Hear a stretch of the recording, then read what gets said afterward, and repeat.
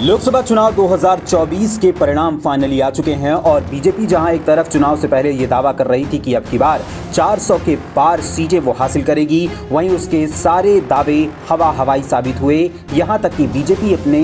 पुराने आंकड़े यानी कि 2019 के हुए चुनाव में जितनी सीटें उसने जीती थीं उतनी सीटें भी इस बार वो नहीं जीत पाई है। चुनाव आयोग की वेबसाइट के अनुसार भारतीय जनता पार्टी को इस बार केवल 240 सीटों पर जीत मिली है। इसके बाद दूसरी बड़ी पार्टी जिसने जीत हासिल की है उसमें इंडियन नेशनल कांग्रेस यानी कि INC ने 99 सीटें जीती हैं। इसके अलावा समाजवादी पार्टी तीसरे नंबर पर जीती हुई पार्टी नजर आ रही है, जिसके पास 37 सांसद इस समय वर्तमान में हैं। जहां पिछली बार अगर बात करें तो यूपी में केवल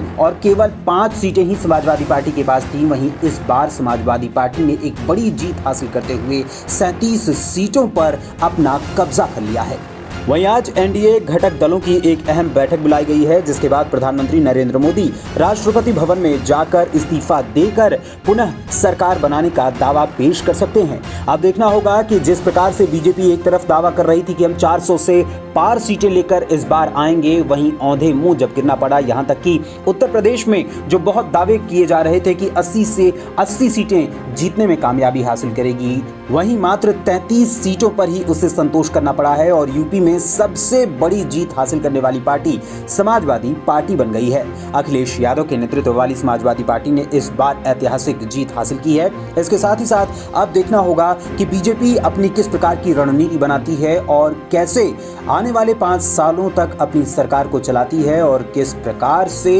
ये दावे जो एक तरफ किए जा रहे थे कि सिर्फ एक चेहरे यानी प्रधानमंत्री नरेंद्र मोदी के चेहरे पर यह पूरा चुनाव जीता जा सकता है, कहीं ना कहीं ऐसा साबित हुआ है कि जो एक लहर 2019 और उससे पहले के चुनाव में यानी कि 2014 के चुनाव में मोदी लहर चली थी, वो मोदी लहर कहीं ना कहीं इस बार घटती हुई नजर आ रही है। ऐसे में अनुमान लगाया जा रहा है कि आने वाले 2029 के चुनाव में ये लहर और भी अधिक घट सकती है। फिलहाल अब देखना होगा कि बीजेपी किस प्रकार से कौन कौन से डिपार्टमेंट्स, कौन कौन से मंत्रिमंडल को बनाती है और किन किन मंत्रियों को कौन सी जिम्मेदारी सौंपती है, क्योंकि इस बार बीजेपी को एनडीए घटक दलों के साथ मिलकर अपनी सांठगांठ बनाकर अपनी सरकार को बनाना होगा और ऐसे में उसे मंत्रिमंडलों को भी बांटना होगा। फिलहाल